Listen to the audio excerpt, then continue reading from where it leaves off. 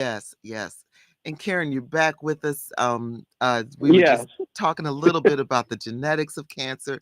Um, yes, yes. I was listening. Yes. Thank you, thank you. And a little bit of that. That's why the gathering the data and why the All of Us project is so critical and so important. Right. And Deb, that's one thing that we know that the more people we have involved in research, and that's not just with All of Us program, but with any research, Yes. the more people we have involved in research allows for us to be like Dr. Izzard always say, uh, at the table and not on the menu. And Yes. so, that's one thing that we want to make sure. And Dr. Izzard really has a great way of explaining to the community the importance of research and why we need to be involved with it. Deb, I was just wondering, like this year, Hmm. what are or this past year, what were some of the milestones that were met with research related to cancer that you can think of? And also, Dr. Oh. Izzard, you as well.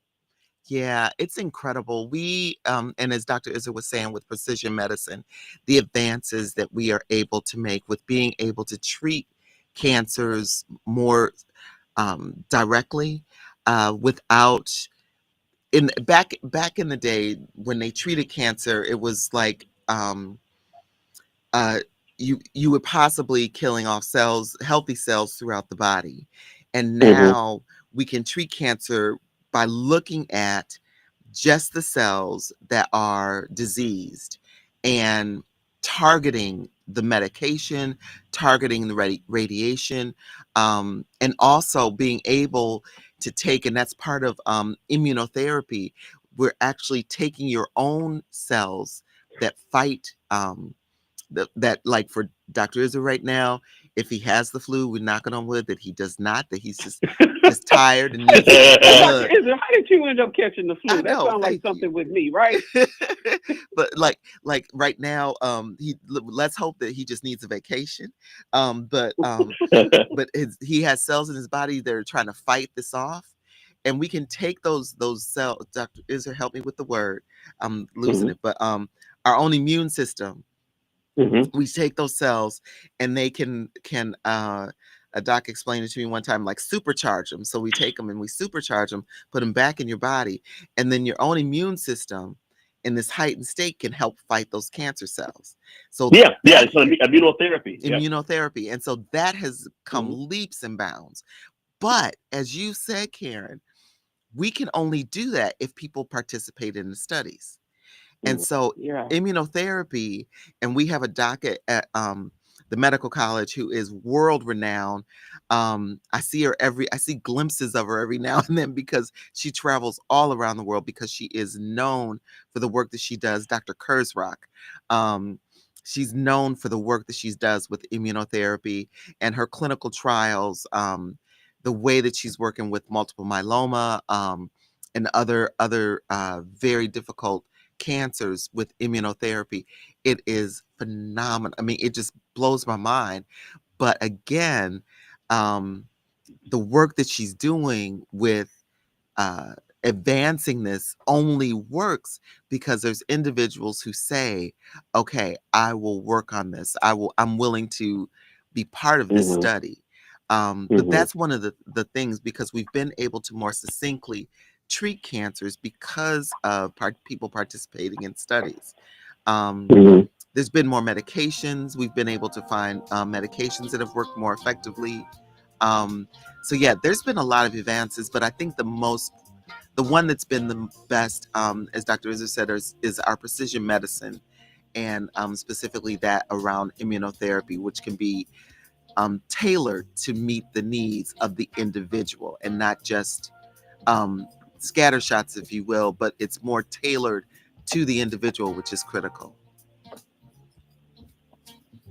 So, okay, so we're going to take a break real quick. But we are here talking about how to prevent cancer in our communities with Dr. Izzard and Karen Dotson at the All of Us at the Table. We'll be right back.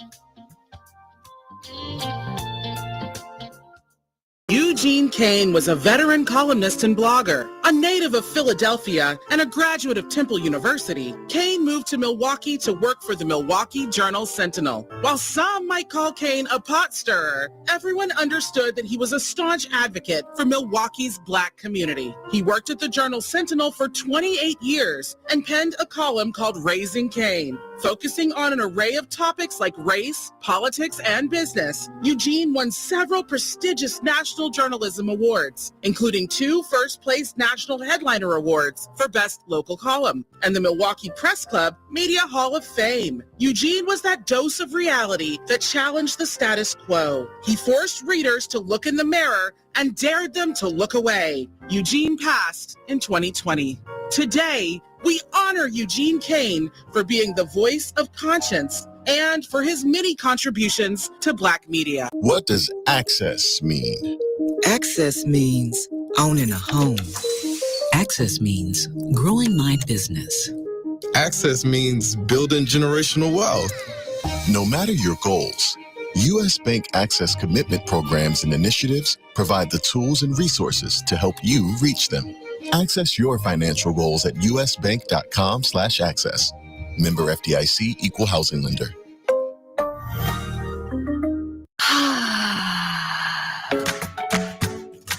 Breathe easy this season, knowing you're fully protected. Flu and COVID-19 cases in Milwaukee County are rising, with peak spread typically occurring in February, according to the Wisconsin Department of Health and Human Services. Protect yourself by getting your 2024-2025 flu and COVID-19 vaccines.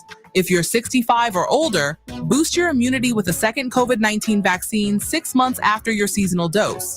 Call 414-999-1099 to get an in-home vaccine from Health Connections or find a location near you on healthymke.com.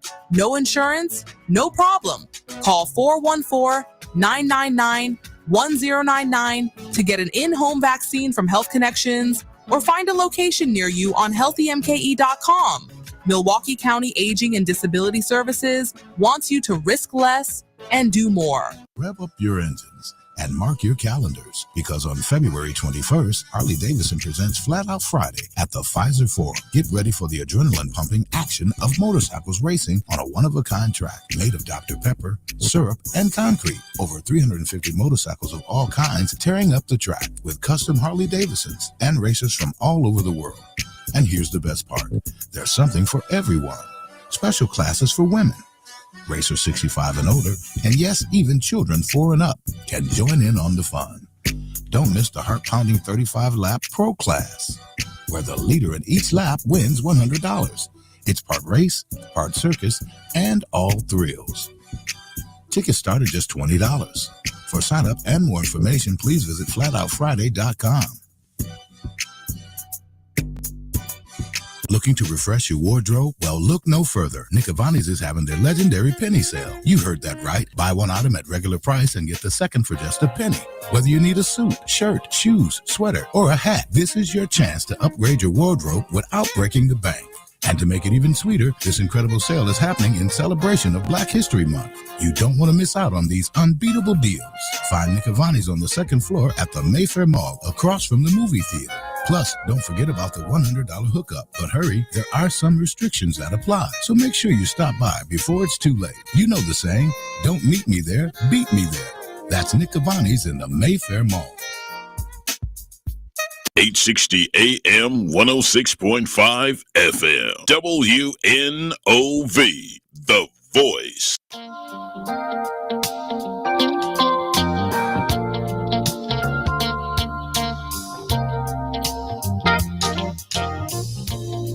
It's like a diamond ring, it's a precious thing. And we never want to lose it. Good morning, good morning. You are at the table with All of Us Project. I'm Deb Nevels, and with the Medical College of Wisconsin Cancer Center, and we have Dr. Izzard, Kevin Izzard, on the phone. Doctor, you still with us? Well, here in the studio, we have, I'm joined by Mr. Michael Harper, And today this is a blessing. Having Michael Harper here with us today at the Medical College of Wisconsin. Well, today we're talking about honoring our past, protecting our future, and specifically focusing on cancer prevention in the Black community. And we have a program at the Medical College of Wisconsin. We were talking just before the break a little bit about research and participating in research. And Mr. Michael Harper is part of was part of a program called Men Moving Forward with Dr. Melinda Staley. And can you tell us how you got involved with that particular research study? Well, I got involved with a research study after my diagnosis with prostate cancer. I was diagnosed, I think, in February of 2021.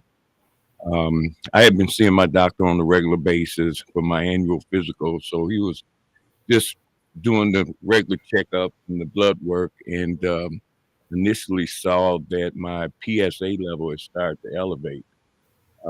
I had no other symptoms or anything, and no anybody else in my family, my brother, my father had prostate cancer.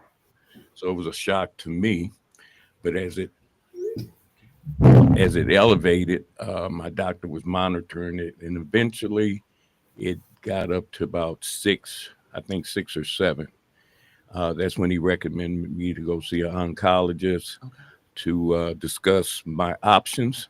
So I met with 2 doctors. One was a surgical doctor and one was the radiation doctor, and gave me the options of what I should do. After that, I did have a biopsy where they go in and take different segments of the prostate to see. I think it was about 12 different sections they took out. And the good news that 11 of them were okay. And then the one, it was cancerous, and it was close to the edge of the prostate. Okay. So then I had to make a decision on what way I wanted to go. My wife was with me also, because there's some things that she needed to be aware of that cause. So I got back with my primary doctor, and he kind of suggested that I do the surgery. So I did the surgery. It went pretty well. I had a robotic surgery, which is a new surgery that kind of helps don't mess with the nerve endings. So I went through that, came out okay. I had some issues after the surgery. I ended up getting gout because my kidneys weren't working correctly. So that was only downfall then. So after then, I knew a couple of my friends that had been through Men Moving Forward, which I wasn't aware of. Both of them went to church with me, actually. And they told me about the program. I made contact with the person that was running the program, but I had to wait 6 months after my surgery before I could get involved in the Men Moving Forward program. Once I waited my 6 months, they got back with me, and I got involved with the Men Moving Forward project, and it was a good program. It was 16 weeks. I involved the Medical College, Freighter, and Marquette, where they took you through a physical testing your body mass and certain things like that. And got involved with the group. I think my group was about 10 of us, and then there were some other brothers that had been through it that joined us also. It included working out twice a week, 3 times a week. And then it talked about eating different things like plant-based foods and things like that. It was a great program. Got back in shape. It was good. We had some good people that worked us out, So I completed about my 14th week, and I had went back to have my annual physical, and my doctor noticed that my PSA level had started to rise again. Now that was a setback, and kind of, I was kind of mad about it. So he suggested, I went back to see the oncologist. They suggested I do a PET scan, and that was a scan where they intravenously give you this radioactive stuff in your system, And then it's like a CT scan where they scan your whole body to make sure that the cancer hadn't metastasized or moved anywhere. Thank God it hadn't. It was still in the same place where they had took the prostate out. Then I had to do radiation. And the thing is, when I saw the doctor about the radiation, he said that even if I had took radiation instead of the surgery, the radiation wouldn't have helped because the cancer was so aggressive. So I had to think about that. I put it off because I was going to see if my PSA level had elevated anymore. So when I went back to my primary doctor, it had elevated some more. So I decided to do the radiation and hormone therapy where they inject you with the hormone shot.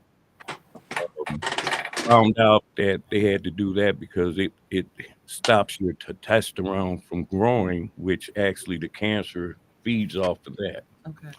So that was a journey in itself because I took the shot and then I was taking oral medication also. Started out okay, but the hormone therapy took me for a loop. It had me hot. Besides the hot flashes, I had dizzy spells. I was weak. I was tired, and that's because it lowers your testosterone so low. So that was a journey in itself. I was feeling real miserable. I don't think it was from the radiation, but more so from the hormone therapy. So that was. So started off in 21. This came about in 23. Okay. And I finished my radiation in the end of 23. Since then, I see the doctor, my regular doctor twice a year, and also my oncologist twice a year where they test my PS level and my blood levels and things like that. So right now I'm cancer free. Yay. And actually I see my primary doctor March 11th. So they've been monitoring my PSA level. Like I said, it wasn't no symptoms. I didn't feel anything, but what I've learned that it's a slow moving cancer. And the best way to get, find out about it is going to see your doctor on a regular basis and make sure you have them do the PSA test. My past, I had a friend about 20 years ago that he was diagnosed with prostate cancer. And I thought he had the surgery, but I found out later he didn't have the surgery. He had some type of surgery. And back then it wasn't no robotic surgery. And it was a history that they would just go in and snatch your prostate out and you were on your own. So he was more concerned about his sexual, stuff that was going on. So he didn't take the surgery. But a few years later, the cancer came back and it came back with a vengeance and took him out. So I had that in the back of my mind, the historical thing with a friend of mine going out that way. And I was questioning him. I thought you had that taken care of. And he said he didn't. So the best thing is to do, and I encourage a lot of men at my church and my sons and other men relatives to make sure you have that test done. Because the curability is like 99% if you catch it early. Right. One thing I also learned that, and this happened when O.J. Simpson died from prostate cancer. But he was on chemotherapy, and chemotherapy doesn't cure prostate cancer. It prolongs your life journey, but it doesn't cure prostate cancer. And once it gets out the prostate and metastasizes into other organs, that's the end result is chemotherapy, and that's a journey of its own. So the best thing is early prevention. Go ahead. There's a lot of jokes about the digital test, but sometimes you just got to man up if you want to live. And they only take a few seconds. And I've seen a couple comedians talk about that test, and a few of us, we laugh about it.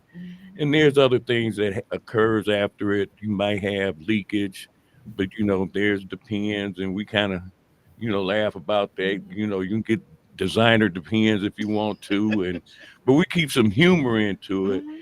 And through my journey, I've also been able to mentor other guys I know at church that had the similar diagnosis, and we were able to walk them through some of the process. And everybody came out pretty good, and there's one brother I know now that his has reoccurred. Sometime it does reoccur. And now he's on chemotherapy. And we've had a couple of other guys I know, once you get diagnosed in stage 4, is really concerned about that. But early prevention, going in and get your physical, and make sure if you have anybody in your family, especially men, that's had prostate cancer, you need to get tested. Definitely. Mr. Harper, we have a lot to unpack with that. We also have We really do. Dale, I was just thinking about, and I just want to say welcome, Mr. Harper, to the table, and thank you for sharing your testimony with us today. But one thing that when I'm hearing you talk about your testimony is that you had to psychologically assess what was most important in your life. Yeah. That's what I'm really hearing you say. Like, the most important thing is to live, and you want to live as healthy as possible. And so you made some decisions that some men would say that I really don't feel like I can make that decision. Right. Yeah. Karen, we have a caller on the line. I want to just, and then we'll get back to Mr. Harper. Sure. Go right ahead. Good morning, caller. Welcome to sitting at the table with us today. Good morning to everybody on the panel, and good morning to the young man talking about his cancer journey. I just have a comment and a question. My comment is the man is very brave to let doctors inject radiation into his system to do any form of testing, and I would like to ask the man if he changed his diet for good to a plant-based diet. Not totally. While I was in the group, we would have, talk about it a lot.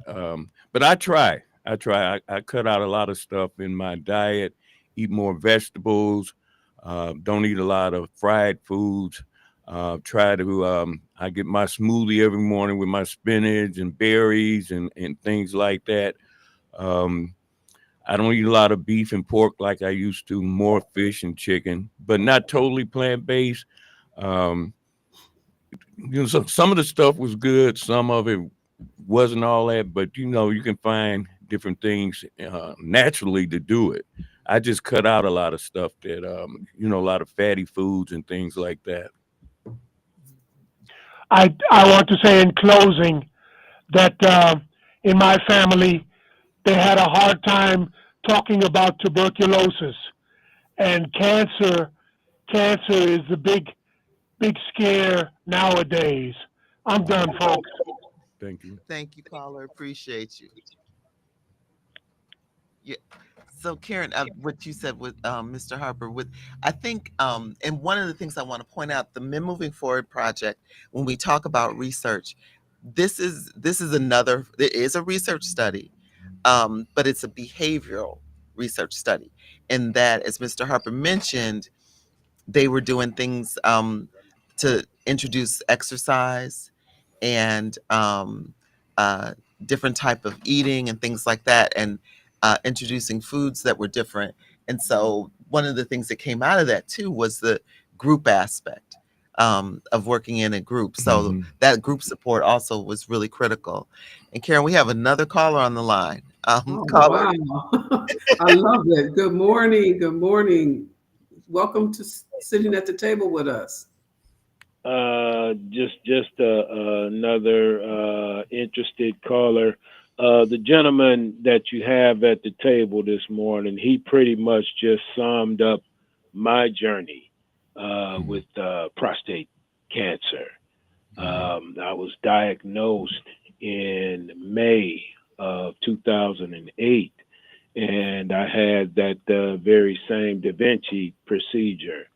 in July of 2008, long about maybe 2012, 2013.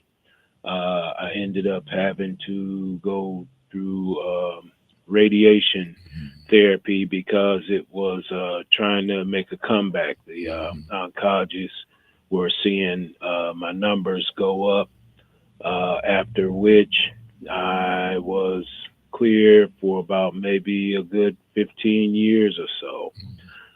Here just recently, those numbers are starting to show up again. And it was suggested that I also did those oral meds that he's doing. I think they're called Erlita or something like that. And then what accompanies that is a shot that's taken every 6 months.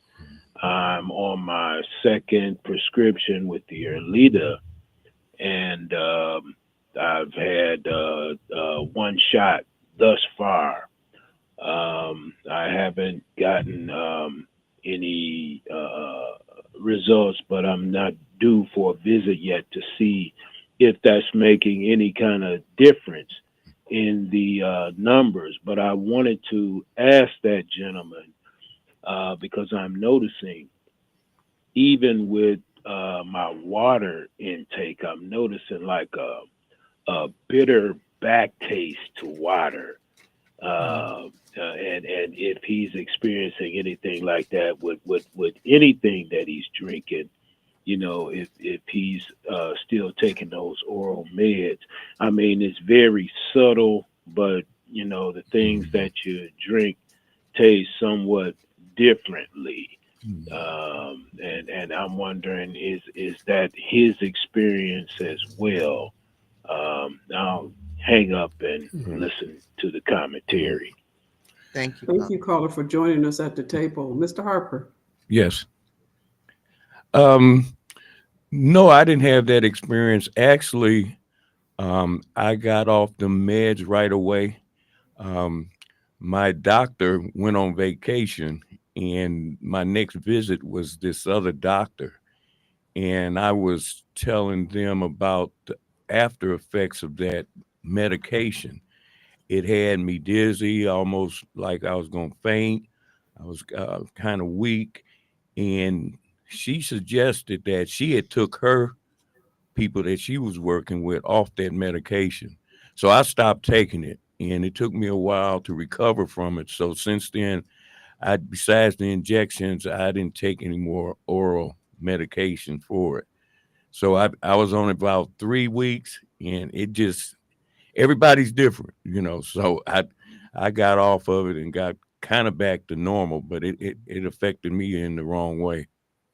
Yeah, You know, go ahead. I was just going to say, Mr. Harper, that's one thing that why research is so important too, because the more precise we are in our research in identifying what works well for each individual, the better we're going to be off. And so we will be, I should say. So that's one of the reasons why it's so important to have precision medicine involved with your physician making those different decisions. You know, Mr. Harper, one thing that you mentioned that I think is really key, especially for the gentleman that called in, is that you really had a strong discussion with your physician. You talked with your physician and you told your physician what's going on. And the onset of that is that the sooner that you have those discussions, you know, then they'll give you the pros and the cons of, you know, what your next step should be. Was that your experience, Mr. Harper? Yes. And, you know, and I had a good primary doctor too. I've been with him about 20 years. And, you know, we have a lot of discussions. Some things he'll suggest, and I'll say, no, I don't think I want to do that. But it's good to have that open communication with your doctor. And if, you know, it's always, you have the opportunity to get a second opinion. Don't be afraid to, if need be, fire your doctor and move on and find somebody else to, you know, to find out exactly what's going on with you. I think in the past, sometimes we totally depend on what the doctor was saying.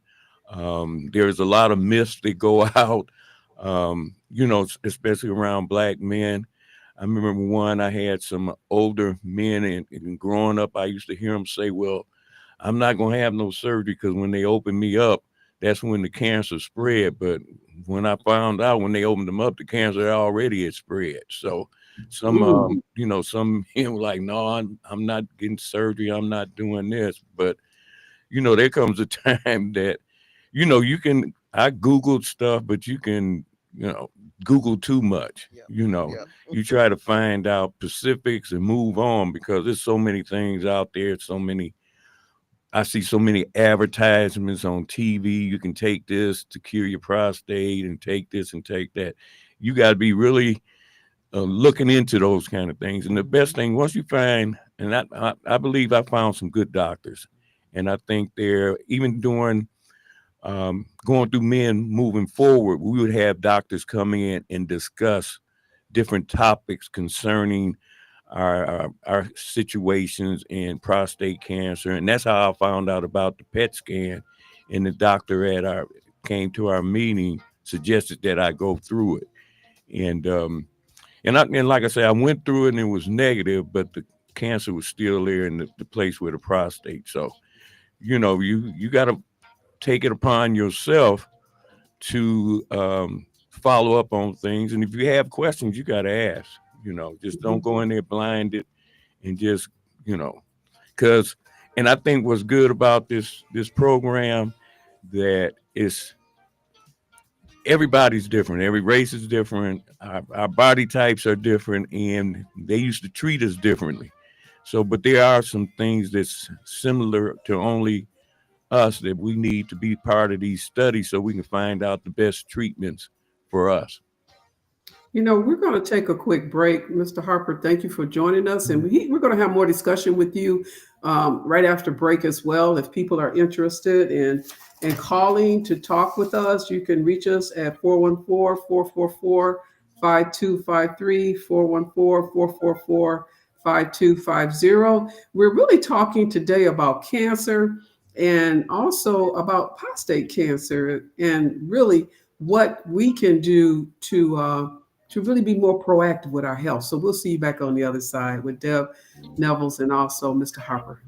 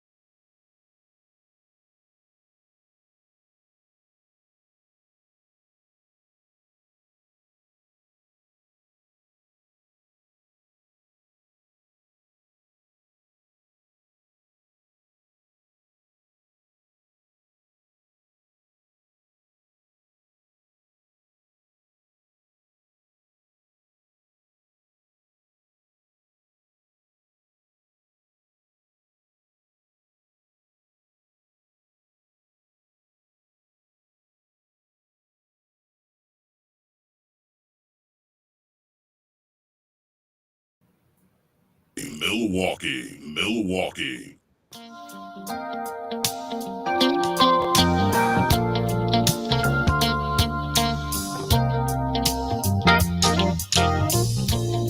It's like a diamond ring, it's precious. This is Karen Dotson from the All of Us Research Program at the Medical College of Wisconsin.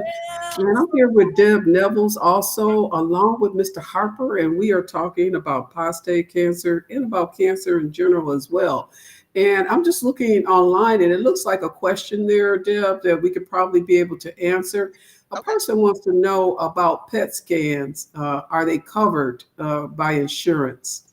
A PET scan. And for people that, have a question about it, it's a nuclear medicine imaging test that uses a radioactive substance called a tracer to create digital images of organs and tissues in the body. Mm-hmm. Yeah, the best thing you can do, so this is, and Dr. Izzo had to leave us, unfortunately, but one of the things I tell people all the time, this is why it's so important to have a good relationship with your doctor. Your doctor has to identify that this is medically necessary. So in the instance of Mr. Harper, it was medically necessary because of them identifying previous cancer diagnosis, the need to do a more detailed, enhanced screening or testing, and that's what justified having the PET scan. But it has to be identified as being medically necessary. You can call your insurance company to be able to see if it is indeed a covered service or a covered benefit. But the most important piece, you don't want to just walk in and say, I want a PET scan. It's something that your doctor has to order. But as I said, the most important piece is that your doctor has to identify that it's medically necessary. And with so much nowadays, a family health history can identify that something is medically necessary. Having someone who in your family, as Dr. Izzo had said before, a first degree relative being diagnosed with cancer, specifically looking at prostate cancer, is a reason to be able to be tested early. So it's important to know your family health history, and then your doctor can go in and say it is medically necessary that this test be done at an early stage. Deb, and I was just, Dr. Izzo did send me a message saying that the PET scan should be covered if indicated. The patient might need a prior authorization. And so that's where your doctor will step in and, justify just like what you just mentioned there, Deb, justify the need for this type of test and this type of scan based on your history, based on your family history. And a lot of times your doctor have to just fight for you with those insurances to make sure it's covered. Right. And that's the thing. I mean, and usually when you're going through a cancer diagnosis and cancer treatment, that justification is usually automatic. I mean, it's a standard of care to go to that next level. So it's not an issue. But the medical necessity of having certain types of tests, especially when you talk about screening, it's a medical necessity. So it shouldn't be an issue, but it's always really important to talk to your doctor, to also talk to your insurance company to make sure that it's medically necessary. And that it's a covered benefit. Yes. Yeah. Mr. Harper, just listening to your story, and for people that are joining us, just to let people know that we're really talking about prostate cancer and that you are a survivor of prostate cancer and that you really have been involved in the community as far as telling people about, the challenges and the struggles that you have gone through, but also the victory that has taken place in your life as well. What do you notice, Mr. Harper, some of the biggest challenges that men have when they first hear about prostate cancer? Well, I think there's a lot of myths about, your manhood, your sexual private, thinking about, are you going to be able to continue to have your sexual relationships? I think that's some of the biggest things. And I think sometimes men are just still, you get caught up on having that digital kind of test. And just, regularly going in to seeing your doctor. And don't wait till something occurs to go see your doctor. I think, like I said, I was seeing my doctor at least once a year, and then my blood pressure had went up, and then he started seeing me twice a year. So I was getting these blood tests done, annually, and sometimes twice a year.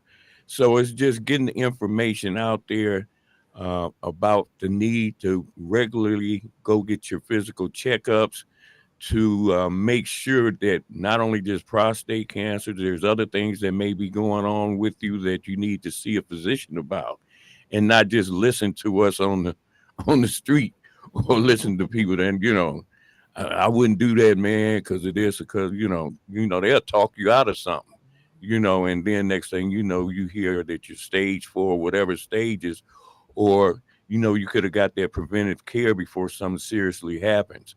So it's just getting the right information. I know that the year before, after my diet, going through radiation and stuff, and through our men's month at our church, we put on a conference dealing with prostate cancer. And we had about 70 brothers that showed up. And we had a doctor from the medical college, and we had a lot of the brothers from Men Moving Forward with their testimonies to come out to give the right information, correct information, and give testimonies what they went through. And I think that's one way, get the real information out there. And especially with us, some of us that's been through it and we're still here, so that helps. I think that kind of fellowship, and I had a lot of faith, sometimes I'm like, something, I've been through a lot of things in my life, and I'm gonna hold on to my faith. I didn't just fall apart and start getting weak in the knees and stuff. I'm like, I'm gonna hold on this to the end, and then I was around other brothers that had been through it. Some had the seeds. They used to do the seeds, inject the seeds in, and that works for some.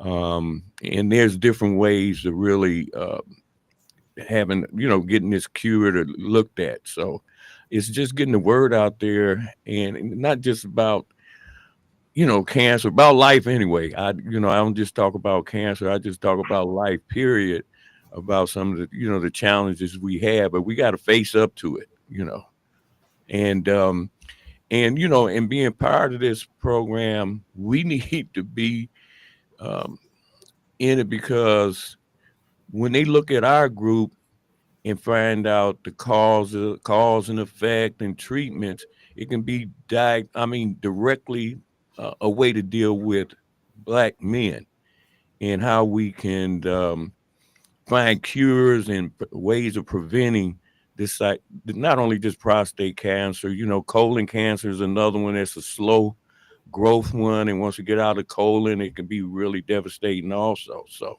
it's just getting the right information out there. That's really key, Mr. Harper, getting the right information out there. And that's what's so significant about the program that you're involved with, because you're getting that right information to people. But not only that, you're getting that support that you need, because a lot of times people have a tendency, if you don't know, you can't do better.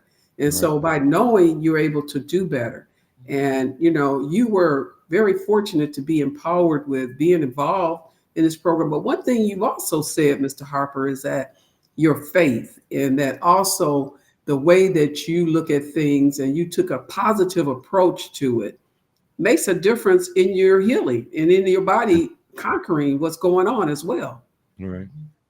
One of the things too, Karen, I want to point out, so the study itself, Men Moving Forward, was looking at improving survivorship through healthy lifestyle changes, introducing exercise and healthy eating.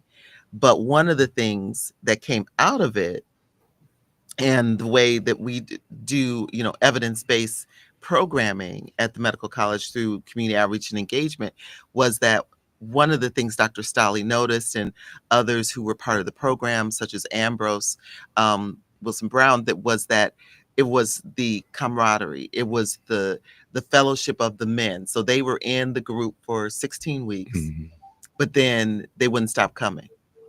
Right. Yes. I think you still go every now and then. They still, even though they've graduated from the program, they still show up for the exercise and the workout together. So we kind of created a program where they graduated from Men Moving Forward into the health griots. And if they were interested, they were able to do, as Mr. Harper's doing today, they were able to graduate into the health griots, which is led by Ambrose Wilson Brown, which leads our men's health initiatives. And they get training from Ex Fabula on how to tell their story, just as what Mr. Harper's doing today. We have 10 men who are actually doing that now, and they are dispersed throughout the community, doing exactly what Mr. Harper's doing. But it is this group activity and working together, coming together every other week, meeting, talking about what their next project's going to be, getting this training, and putting me to work. I will tell you, keeping me in line, me and Ambrose in line. But it's a lot of fun just sitting in and listening to them and finding out how I can support them is great. But that's the other piece that's been huge. And Karen, we actually have a caller on the line. Good morning. Good morning. Welcome to Sitting at the Table with us. Good morning. I had a question for Mr. Harper. So, were you? I think I heard you said you were going every year for your physical. Yes. Did you feel anything, or you just went and they did your blood test and you came back and said your numbers are pretty high? Did he compare them to the year before? Yes. Actually, before I came, I went to My Chart, and that's where they put all your medical information. And I looked back from when my doctor started checking my PSA level, because he does my blood work every year. It's not just a PSA, it's talking about my liver, my cholesterol, and everything. And I could see on that chart where it was 0, 0, and then it grew. So every year he would test, and that's how, it got to, I think it was 3. And he said, "Oh, we may have to look at this," but he didn't look at it at that time. The next time I came in, it was at almost 6, and that's when he decided to, now I need to go see, the oncologist. So yeah, he checks. He goes down the whole list with me when he does the blood work, and that's how I found out. So yes, he checks. I get it checked. Now I get it checked twice a year, because I'm still seeing my other doctors also. Okay, I'm 67, and I went last year from a 3.6 to 4.7. So he was a little concerned. So he sent me to the urologist, and he said for my age, 4.7 is not bad, but they just wanted to be sure. So I'm going back in 3 months to get another blood work. Okay. But he put me on some Flonase. Have you heard of that? I've heard of it, but I never took any of it. Yeah. Okay, so I'm on that, and then I got to go back in. I think in April to get my numbers looked at again, and then they did they checked your rear, and he said that he felt no lumps and everything felt smooth. But my dad had prostate cancer. He didn't die from it or anything, and they had to put, I think they call them seeds in his testicles. And so he's doing pretty good. But I was just wondering that, are you more not under your primary care for that, or are you more under your urologist for that now? I'm under both. Okay. I'm under both. And the range is like from 0 to 4. So yeah, yours was pretty close. So, and like, it depends on your age. I'm 74 now. So But it depends on your age. In my little research, as you get older, if you're in your, like, I found out only person I knew that had prostate cancer was my grandfather, but he was 80 something years old. So, like they say, if you 80 something, you may not even die from prostate cancer. You might die from anything at that age, so, but it all, it depends on your age, but it's good. Like you say, go back and check. If sometimes they'll just, what they call surveillance, and you may not have to have no treatment. They'll just continue to monitor that on probably on a more frequent basis to make sure it doesn't go up. And I had my barber, he did that, surveillance, but I just found out lately now he has been spiked up to like 13, Oh my goodness. and he's about 78 now. So he has some concerns then, but it all depends on your age and where your range is, Right. But again, I thank you guys for okay. I thank you guys for having this. And guys, we got to get out of that caveman mentality. Right. Your life is more important than sexual relationship. Right. Well, and I think that's really key. Thank you, Carter, for calling in. By the time you get our age. Yeah, thank you, Carter, for calling in, because that's what I can. Yeah, Carter, that's we exactly. can continue to tell the story. Yes, Amen. Carter. Thank you, guys. Yes. Thank you, caller, for calling in. And, that's something significant. What he mentioned is that, and I think most definitely Mr. Harper said that too, that he had to come into terms with what's important in life, and that's living. And so those other things you can handle and take care of, but you want to live and be as healthy as possible. Mr. Harper, I was just wondering, because of the gentleman that just called in and his age, and he mentioned that his numbers were kind of spiking a little bit. What do you really suggest or recommend for him, to have? What kind of conversation should he be having with his doctor right now? I know he mentioned that he has to go back and see his doctor in April. Just continue to have that monitored. If it stays there, they'll just continue to monitor it before they decide to do any treatment. But if it spikes up, then that's the time that they will recommend that you see the oncologist to get it taken care of. But you got to continue to have that conversation and continue to, when you have those appointments, to make those appointments and not just put it off, because it could go up quickly. I was talking to a brother at church, and he was fine, and next thing the next time he went to see the doctor was 18, and then he had to immediately go into radiation, and he came out okay, but he thought it was fine, but it spiked that quick, and that could be real concerning because of the cancer growth, and you definitely don't want it to get out of the prostate to get into any other organs or your lymph nodes.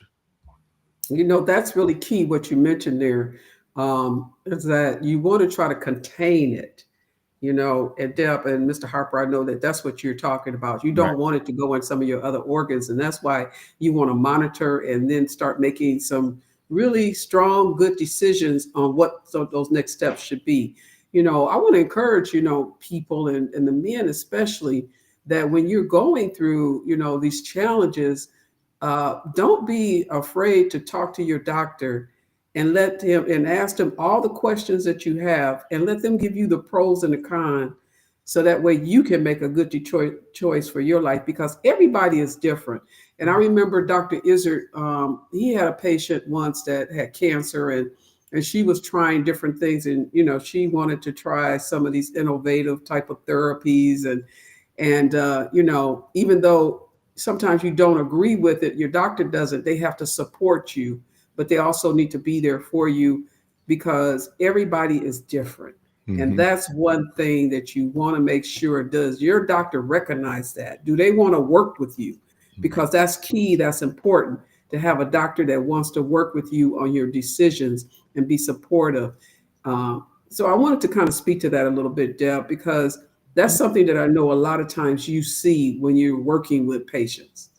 Yeah, and one of the things, I mean, you have to have that confidence to be able to have that conversation, and that you know that you're being heard.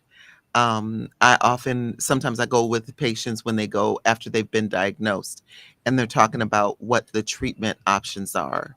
Um, and specifically, I've gone most recently with a patient who was coming over to Freighter for a second opinion, and the doctor, this was a breast cancer patient.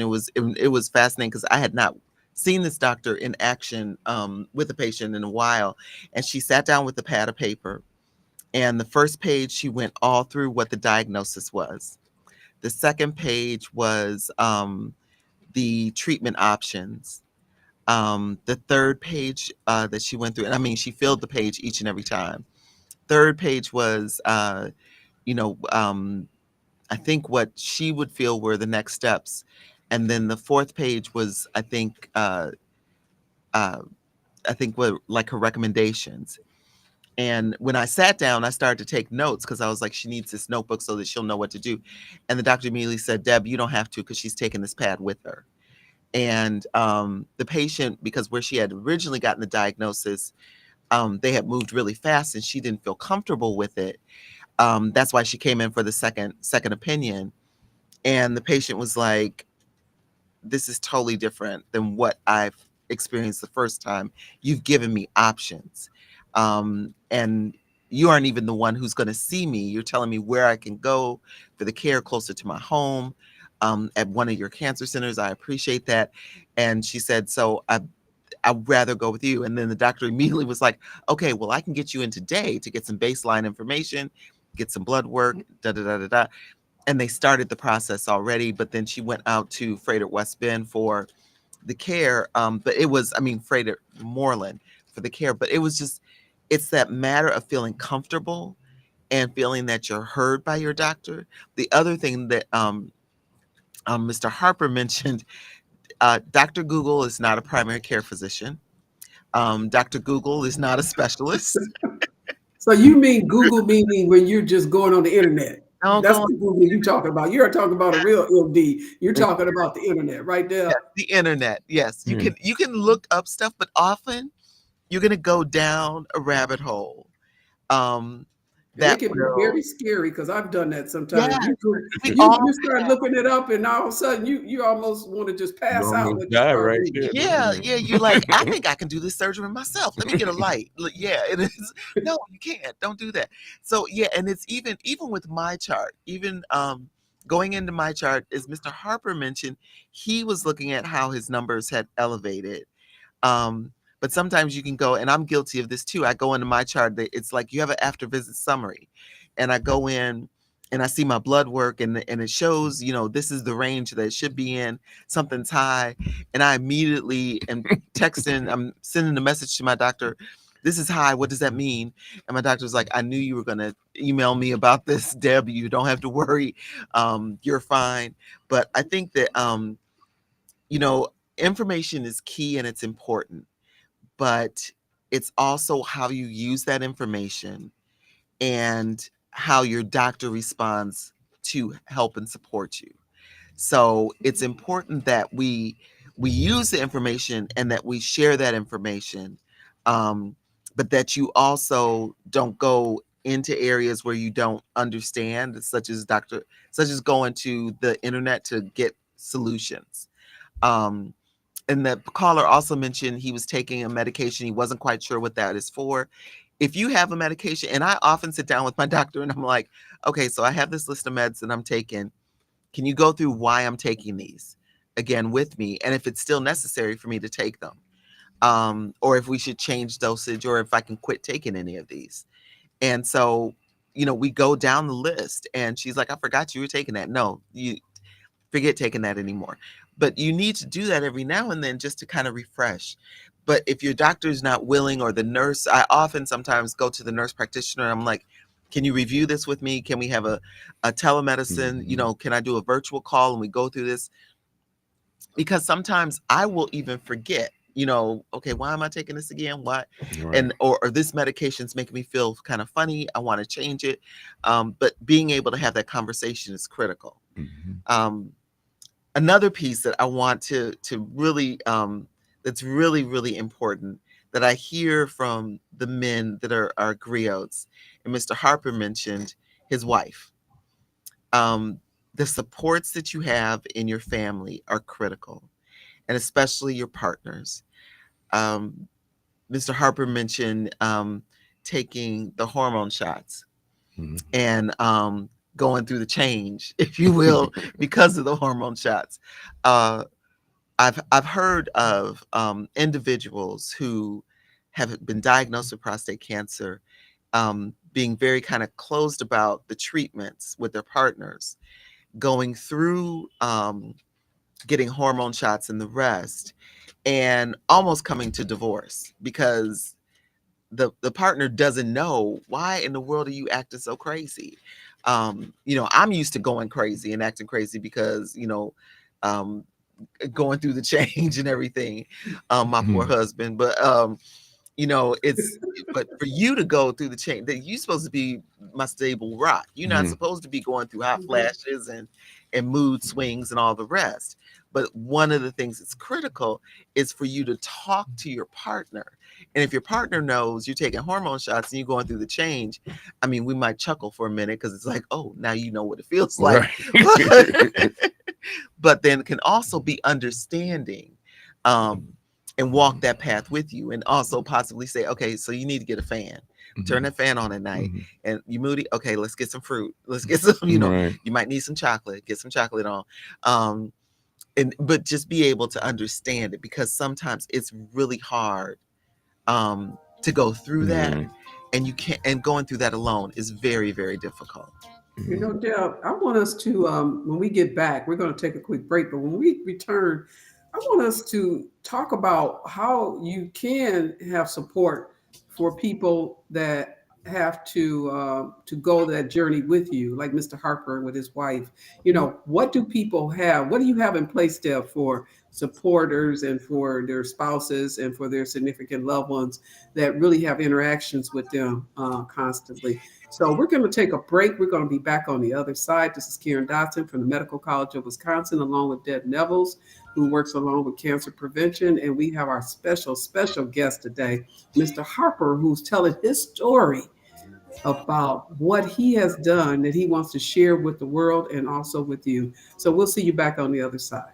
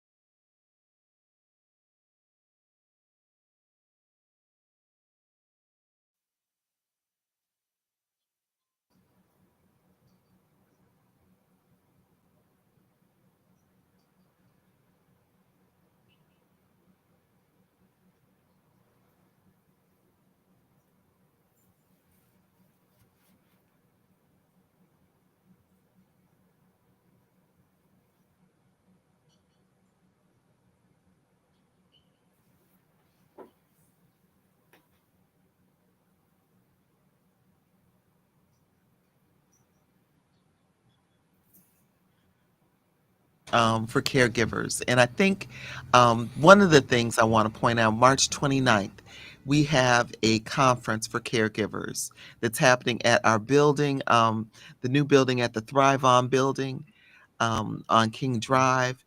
And this is an event that celebrates our caregivers, gives them an opportunity to kind of step out of their role as caregiver and take care of themselves while also learning about different resources.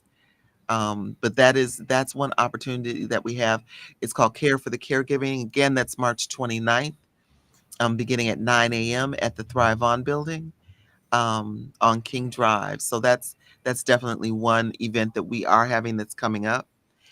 The other event or the other support in the community, and I believe the meetings, and I can, if people contact me at 414-955-2364, I can give you more information about this.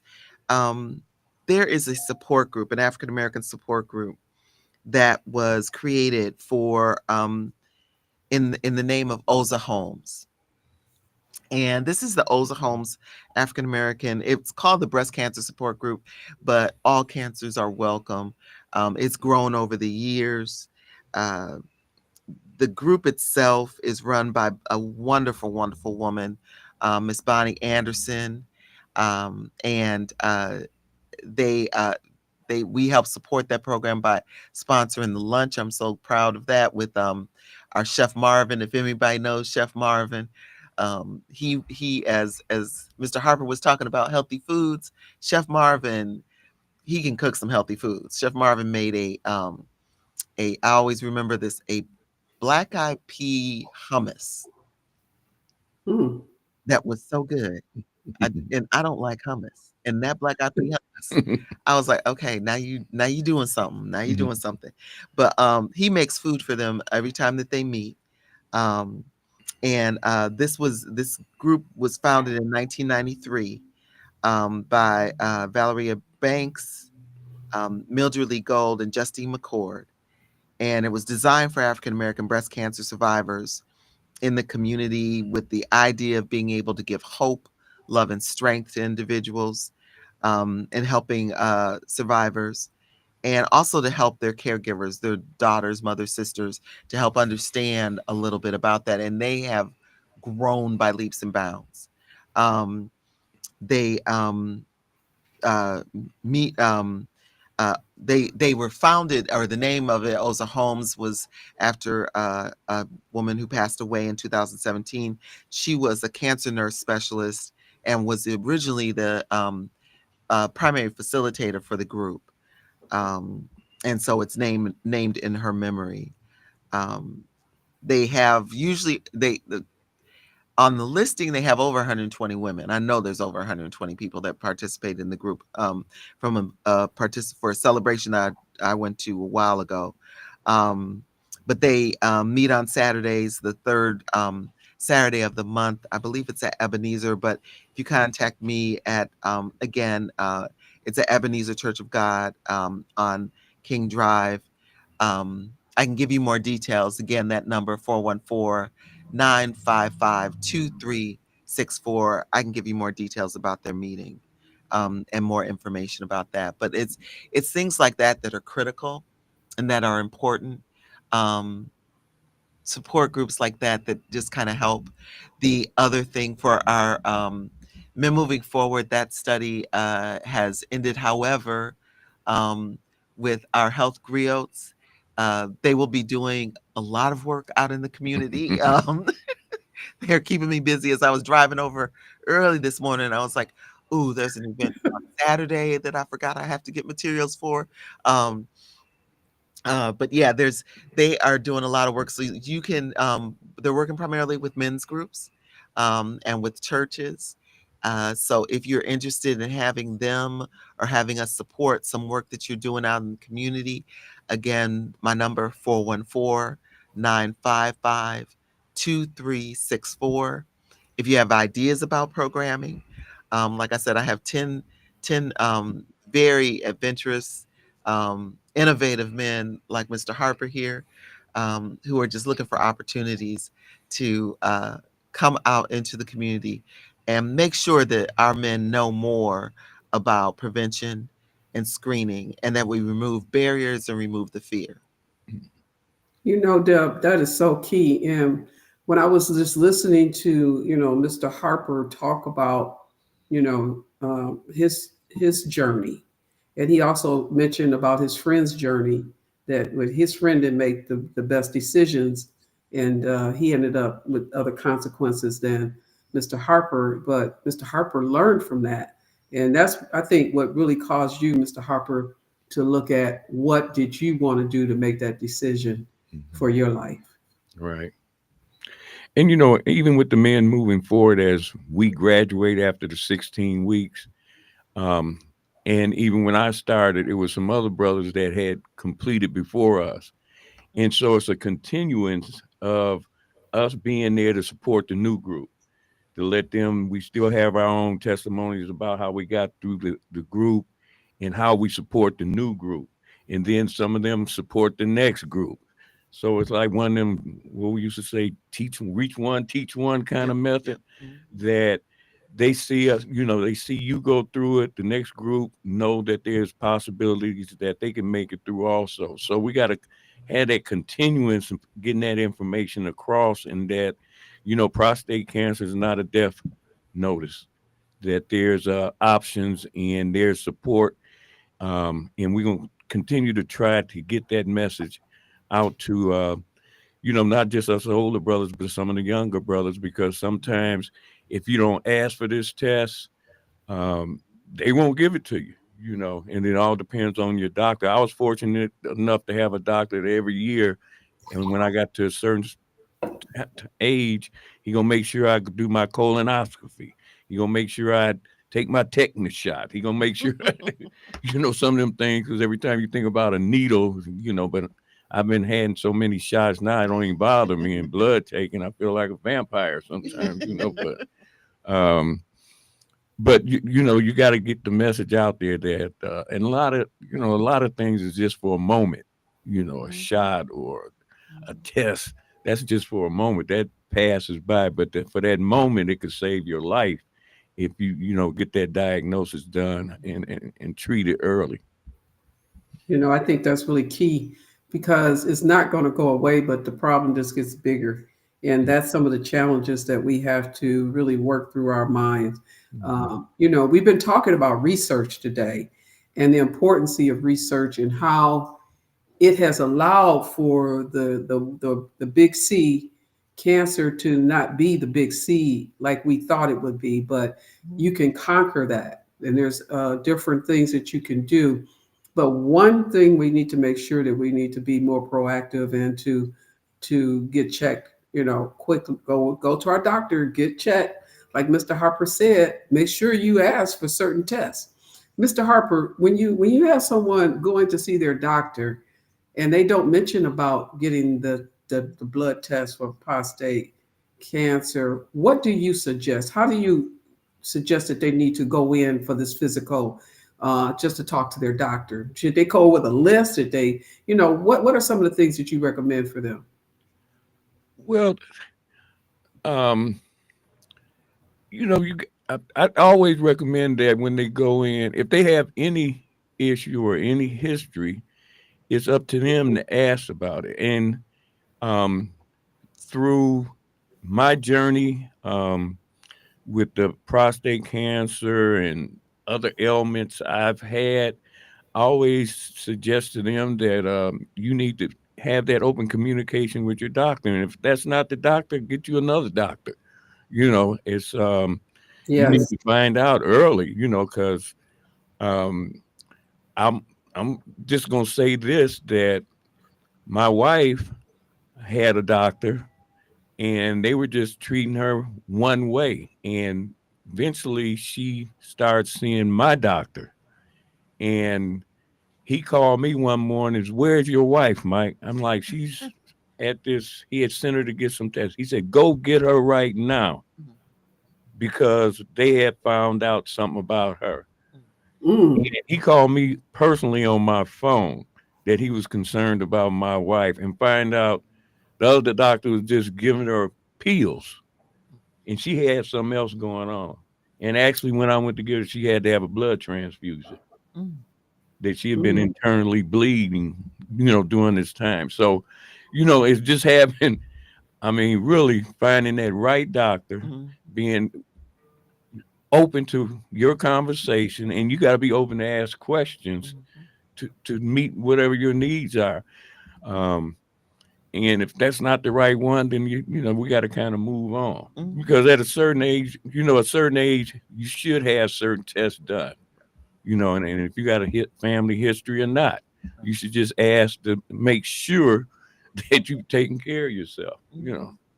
Mr. Harper, Dr. Kevin Izzard, he is such a great guy. He just texted me. This is what he said. He said, what Mr. Harper is saying really emphasizes the importance of having a primary care doctor who you trust and who you see on a regular basis.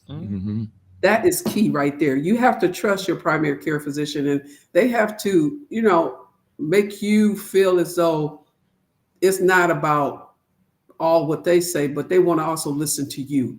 Right. And, and they need to dive a little deeper. And sometimes we feel like the one doctor, if you're a doctor, everything you say is just, true blue. But yet and still, that's why, Deb, you mentioned about you went with a person to get a second opinion, because that's what sometimes we need to do. Because if we don't expose ourselves to other physicians, we don't know if that's really the best thing for us. Can you elaborate a little bit about that, both of you?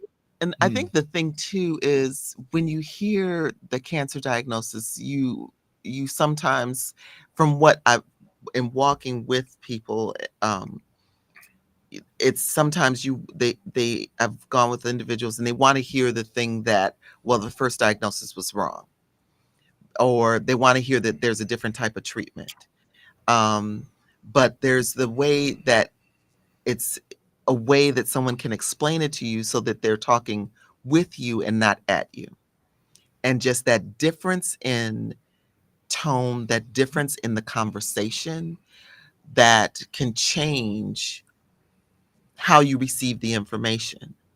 And like I said, most recently when I walked with a friend of mine, and just the way that the doctor, and I'll call her out because she's a wonderful, wonderful Dr. Amanda Kong.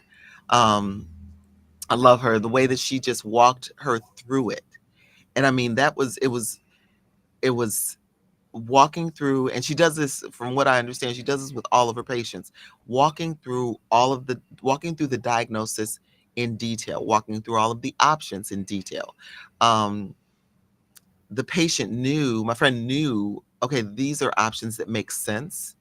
And she gave me options. She didn't say, so this is what we're doing. And that's where she got from the first opinion. So it really did help her feel comfortable. And when you have a doctor that understands you're facing a very difficult, possibly difficult road, or you're making an extremely difficult decision, it's important. I mean, one of the things that Dr. Kong asked the very first time when she sat down, she said, tell me a little bit about yourself. And my friend, the first thing that she talked about were her kids. She had young kids, and that was important to her. And that immediately, Dr. Kong was kind of like, okay, I know what your priority is going to be. And so that's how she proceeded with giving her options, understanding that there were things that were really critical and important to her, and her kids were one of them. So whatever she was going to need to do to make a difference and keep herself healthy for her children was what was going to be the route she took. And sure enough, that is what happened. But it's that having that conversation and someone making you feel comfortable with the decision that you're about to make is what is critical. Are you giving me all of the information that I need to make a wise decision? Or do I feel like I'm having to pull teeth to get the information? Am I asking questions and you're answering me back? Are you asking me, do you hear, one of the things that you can often ask is, okay, so what did I say? What did you hear me say? what questions do you have, especially when you're talking about treatment. And asking you in the moment when I've given you the diagnosis, told you the options, and then go, okay, so what questions do you have, may not work. Because you may have to go back and talk about it and think Right. about it and say, how much, when do I need to make a decision? Because I got to pray about this, and I need to think about it. And I really want to make an informed decision. And if the doc says, because of the stage that you're at, we need to move as soon as possible, or, I feel comfortable if we can wait a couple of days, but I'd really like to, get started as soon as you're comfortable. That's what you want to hear. But having that relationship with your doctor, whether it be your primary care or a specialist, is so critical, because you need to make sure that you're being heard. You need to know that you're being heard. Mhm. And changing doctors, as Dr. Harper said, Dr. Harper, you just got it. Look at that, boom, give you a degree. As Mr. Harper said, it will not hurt anyone's feelings. Walking away and saying, I think I need a second opinion, that's not hurting anyone's feelings. You have that right. You have that right. So you can walk away and say, I need to get another opinion, or I didn't feel comfortable with how I was treated at this particular office. You can go back. If the doc calls and says, so I haven't seen you, what happened? You can tell them. But you don't have to give an explanation. You can walk away if you didn't feel comfortable. And That's key, Deb, walking away. Because Walk that even happened to me one time when I was seeing a physician. And for my very first time, it was a specialist, actually. And I think I was like maybe 5 minutes late trying to figure out how to get to the place, the location or whatever. And 5 minutes late, that physician was like, I'm sorry, they won't see you. And I was like, what? So after that, I was like, you know what? Obviously, I don't need to go to this person. Because in 5 minutes, or I think in 5 or 7 minutes or whatever, it's going to make that big of a difference. Right. I don't need to go there because your schedule is that tight that you're going to just kind of just throw me on through. So, really looking at what's important to you and making that decision. I see something on the chat here, and I want to address this real quickly, and then I know we're going to have to go. But this person says that they mentioned that both prostate and colon cancer are slow growth cancers, and that's not always so. Am I correct on that? Yeah, it's not always so. It depends upon, as Mr. Harper said, he looked, and at one point it was at 0, the next point it was at 3. It can prostate cancer, your PSA can jump. It is based upon the individual, and that's the one thing. We are all individuals, and it can differ from one person to another. The thing is, prostate cancer can be caught early, and colon cancer. Colon cancer is the most preventable cancer, because through having your colonoscopy at you can start at age 45. You can start sooner if you have a family history, but having a colonoscopy, the polyps, which can turn cancerous, can be removed during that colonoscopy. And next month is Colorectal Awareness Month, and we will talk more detail about colonoscopy, but everybody is different. So slow growth is not necessarily the way that you define it. It's based upon the individual. We're getting ready to wind it up today. Last words, I just want to mention that Dr. Kevin Izzard says, hopefully precision medicine will be able to help feed which cancers are growing, which ones are more aggressive and appropriately. And that's the word that I think we want to close with today. I want to thank Mr. Harper for sharing his testimony, for being such an advocate in the community for cancer awareness, especially for prostate cancer, for the men in our community. So I just want to say my hats go off to you, Mr. Harper, for number one, the challenges that you've gone through, and number two, for taking it to the community to help our brothers out, to help our men out. So we really want to thank you for that today. And do you have any closing remarks, Mr. Harper? I just want to give you a couple seconds. Like, I think we all have opportunity to do our part. Opportunities are always around us. We just got to take advantage of them and share our journeys, our testimonies to really get the message out there. And we're going to close on that. I know Deb Nevels mentioned a lot of things that are going on in the community. If you have questions, they can call you at what number, Deb? 414-955-2364. And this is going to be a wrap for today. I want to thank everybody for joining us at the table. Good discussion. We'll see you soon. Have a safe and prosperous, healthy weekend.